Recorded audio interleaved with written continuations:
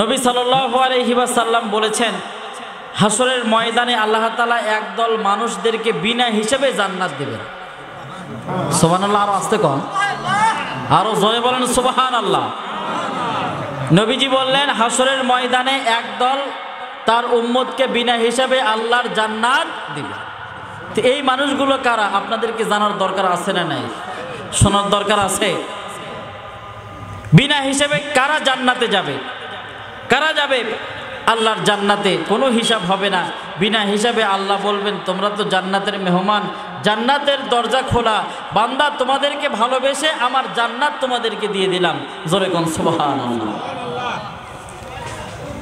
নবীজি যখন এই ওয়াজ করে তখন খলিফা ওমর দাঁড়িয়ে বলে, ইয়া রাসূলুল্লাহ, ইয়া হাবিবাল্লাহ,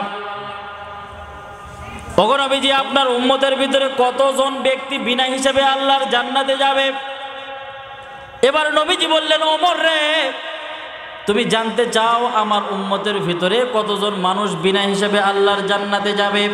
এবার ওমর বললেন, ইয়া রাসূলুল্লাহ, ইয়া হাবিবাল্লাহ, আমার বড় জানার ইচ্ছা কতজন মানুষ আপনার উম্মতের বিনা হিসেবে আল্লাহর জান্নাতে যাবে। এবার নবীজি বললেন, আল্লাহ পাক রব্বুল আলামিন আমাকে জানিয়ে দিয়েছেন আমার উম্মতের ভিতরে ৭০,০০০ উম্মতকে বিনা হিসাবে আল্লাহর জান্নাতে পাঠিয়ে দিবেন। আওয়াজ করে বলেন না সুবহানাল্লাহ। বিনা হিসাবে আমার উম্মতের ৭০,০০০ উম্মত বিনা হিসাবে আল্লাহর জান্নাতে যাবে। জোরে কোন সুবহানাল্লাহ। এই ওয়াজ যখন নবীজি করতেছেন, পেছন থেকে আরেকজন সাহাবী দাঁড়িয়ে বলছে, ইয়া রাসূলুল্লাহ, ৭০,০০০ উম্মত আপনার বিনা হিসেবে জান্নাতে যাবে। ওগো নবীজি, ওই ৭০,০০০-এর মধ্যে কি আমার নাম আছে?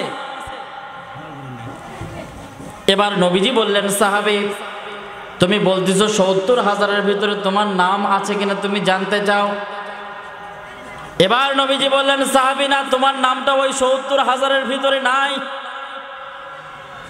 এবার সাহাবী বলে, ইয়া রাসূলুল্লাহ, ইয়া হাবিবাল্লাহ, আপনি তো আল্লাহর কাছে যা চাইবেন আল্লাহ পাক রব্বুল আলামিন আপনাকে তাই দিবেন। আপনি যে দোয়া করবেন সে দোয়াই তো আল্লাহর দরবারে কবুল হয়ে যায়। ওগো নবীজি, আমি তো আপনার সাহাবী। ওগো নবীজি, আপনাকে বড় ভালোবাসি। আল্লাহ পাক রব্বুল আলামিনের প্রতি ঈমান এনেছি আমি, আমার জীবনটা ঈমানের জন্য দিতে আমি রাজি আছি। ওগো নবীজি, আল্লাহর কাছে একটু দোয়া করেন, আল্লাহ পাক রব্বুল আলামিন যেন ওই ৭০,০০০-এর মধ্যেও আমি অদমকে যেন কবুল করে নেয়। আওয়াজ করে বলেন না আল্লাহু আকবার। ও নবীজি, আপনি তো একটু দোয়া করলেই আল্লাহ দোয়া কবুল করে। জোরে কোন সুবহানাল্লাহ। নবীজি যে দোয়াই করতেন আল্লাহ তাআলা নবীজির দোয়াকে সঙ্গে সঙ্গে কবুল করতেন। জোরে কোন সুবহানাল্লাহ। নবীজি বললেন, আল্লাহ তাআলা আমাকে পাওয়ার দিয়েছে, কিন্তু আমি দুনিয়াতে বেশি বেশি এই পাওয়ার প্রয়োগ করতাম না। তার কারণ দুনিয়াতে আমি এই পাওয়ার প্রয়োগ করি না, আমি হাসরের ময়দানে এই পাওয়ার প্রয়োগ করব।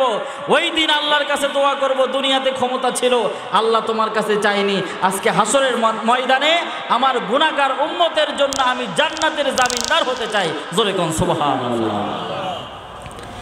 এবার সাহাবী বলে, ইয়া রাসূলুল্লাহ, ইয়া হাবিবাল্লাহ, আপনি বললেই তো আল্লাহ কবুল করে নেবে। এবার নবীজি বললেন, আমি যদি আল্লাহর কাছে বলি তাহলে কি তুমি খুশি হবা? এবার সাহাবী বলে, ইয়া রাসূলুল্লাহ, একজন মানুষের জীবনে এর চাইতে বড় কি আর পাওয়ার থাকতে পারে? বিনা হিসাবে আল্লাহর জান্নাতে যাব, এর চাইতে বড় পাওয়া আমার জীবনে আর কি হতে পারে? ওগো নবীজি, আমি দুনিয়াতে আর কিছুই চাই না। নবীজি আল্লাহর কাছে দোয়া করেন, আল্লাহ পাক রব্বুল আলামিন যেন আমাকে বিনা হিসাবে আল্লাহর জান্নাত দিয়ে দেয়। আওয়াজ করে বলেন না আল্লাহু আকবার। একবার শুধু আপনি দোয়া করেন। নবীজি বলেন, আচ্ছা ঠিক আছে, আমি আল্লাহর কাছে তোমার জন্য দোয়া করলাম। আর আল্লাহ পাক রব্বুল আলামিন নবীজির দোয়াকে কবুল করে নিলেন। জোরে কোন সুবহানাল্লাহ। একজন সাহাবী যখন দাঁড়িয়ে আল্লাহ তাআলার কাছে, আল্লাহর নবীজির কাছে যখন দোয়া চাইলো, কানির থেকে আরেকজন দাঁড়িয়ে গেল। তার মানে নগদে জান্নাত। নবীজি জান্নাতের জন্য দোয়া করতেছেন, আরেকজন দাঁড়িয়ে গেল, বলে, ইয়া রাসূলুল্লাহ, ইয়া হাবিবাল্লাহ, আমার নামটাকে ওইখানে ঢোকানো যায় না? এবার নবীজি বললেন, দেখো ৭০,০০০ উম্মতকে আমার আল্লাহ পাক রব্বুল আলামিন বিনা হিসেবে জান্নাত দান করবেন। এই ৭০,০০০-এর ভিতরে শুধুমাত্র একজন বাকি ছিল। এই ৭০,০০০-এর ভিতরে একজন বাকি ছিল, আর একজন দাঁড়িয়ে আমার কাছে যখন অনুরোধ করলো আল্লাহর কাছে দোয়া করার জন্য, আমি দোয়া করলাম, আল্লাহ পাক রব্বুল আলামিন আমার দোয়া কবুল করে ৭০,০০০ জনটাকে ফিল আপ করে ফেলেছে। আওয়াজ করে বলেন না আল্লাহু আকবার। ৭০,০০০ ফিল আপ হয়ে গেছে। সাহাবী চাইলেও তো তোমার জন্য আর দোয়া করতে পারি না, একজন বাকি ছিল। ওই আগে আবেদন করেছে, দরখাস্ত করেছে, ওর দরখাস্ত আল্লাহর দরবারে মঞ্জুর হয়ে গেছে। এবার আবার ওমর দাঁড়িয়ে গেলেন, বলেন নবীজি ৭০,০০০ মাত্র, আপনার সাহাবী ১,০০,০০০ ওপরে। ওগো নবীজি শুধু তাই নয়, কিয়ামত পর্যন্ত লক্ষ লক্ষ কোটি কোটি মুসলমান ইমানদার আপনার উম্মত এই দুনিয়ার জমিনে থাকবে। ওগো নবীজি এই সামান্য ৭০,০০০, এইটা কি বড় অল্প হয়ে যায় না? ওগো নবীজি আপনি তো চাইলে আল্লাহর কাছে দরখাস্ত করতে পারতেন, সামান্য ৭০,০০০ কেন? কিয়ামত পর্যন্ত তো আপনার কোটি কোটি উম্মত হবে, তাহলে ওই কোটি কোটি উম্মতের কি অবস্থা হবে? এবার নবীজি বললেন, ওমর তুমি কি মনে করেছো আমি কি আল্লাহর দরবারে ফরিয়াদ করি নাই? হে ওমর তুমি কি মনে করো নাই আমি আল্লাহর দরবারে দরখাস্ত করি নাই? হে ওমর শুনে রাখো, যখন ফেরেশতা জিবরাইল এসে আমার কানের করে বলল, ওগো নবীজি আপনার উম্মতের ভিতরে ৭০,০০০ জনকে বিনা হিসেবে আল্লাহর জান্নাত দেব।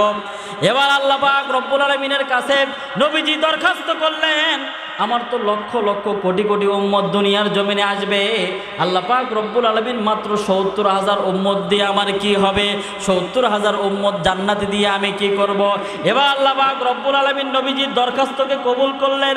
নবীজির দরখাস্ত কবুল হয়ে ফেরেশতা জিবরাইল এসে নবীজির কানে বলেন, ওগো রাসূলুল্লাহ ইয়া হাবিবাল্লাহ, এই ৭০,০০০-এর সঙ্গে আরো ৭০,০০০ গুণ করলে যা হয়, এই ৭০,০০০-এর সঙ্গে আরো ৭০,০০০ গুণ করলে প্রায় ৪ কোটির উপরে হয়। এই ৪ কোটি আপনার উম্মতকে আল্লাহ পাক রব্বুল আলামিন বিনা হিসাবে আল্লাহর জান্নাতে পৌঁছায়া দিবেন। আওয়াজ করে বলেন না সুবহানাল্লাহ। বিনা হিসাবে কি জান্নাতে যাইতে চাই? কার কার যাওয়ার ইচ্ছা একটু দু হাত তুলে দেখান তো আল্লাহকে। লিল্লাহে তাকবীর, লিল্লাহে তাকবীর। আল্লাহ এই হাতগুলোকে কবুল করুন, বলেন আমিন। নবীজি আমাদের জন্য বিনা হিসেবে জান্নাতে যাওয়ার দোয়া করেছেন, আল্লাহর কাছে দরখাস্ত করেছেন, কিন্তু ওই নবীজির ভালোবাসা, ওই নবীজির মোহাব্বত, ওই নবীজির প্রেম কিন্তু আমাদের অন্তরে নাই। কথা কোন ঠিক কিনা?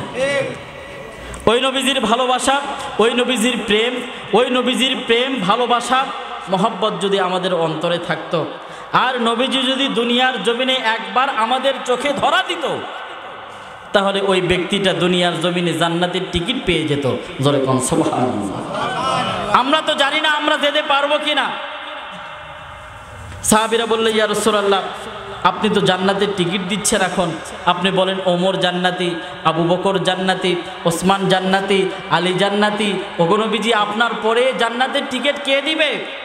নবীজি বললেন, সাহাবী হতাশ হওয়ার কারণ নাই, আমার পরে যত উম্মত পৃথিবীর জমিনে কিয়ামত পর্যন্ত থাকবে, আমার উম্মত যদি আমাকে ভালোবাসে, আমার উম্মত যদি আমাকে মহব্বত করে, আমার প্রতি যদি প্রেম ভালোবাসা আমার উম্মতের 100% থাকে, তাহলে ওই উম্মতের ঘুমের ঘোরে স্বপ্নের মাধ্যমে আমি নবীজির দিদার নসিব হয়ে যাবে। জোরে কোন সুবহানাল্লাহ।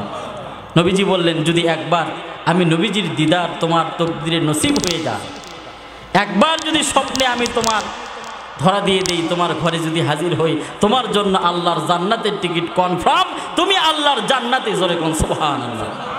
এই জন্য সম্মানিত উপস্থিতি, আমাদের অন্তরের ভিতরে নবীজির মোহাব্বত 100% আনবো। আল্লাহ কবুল করুক, বলেন আমিন। আরো জোরে বলেন আমিন।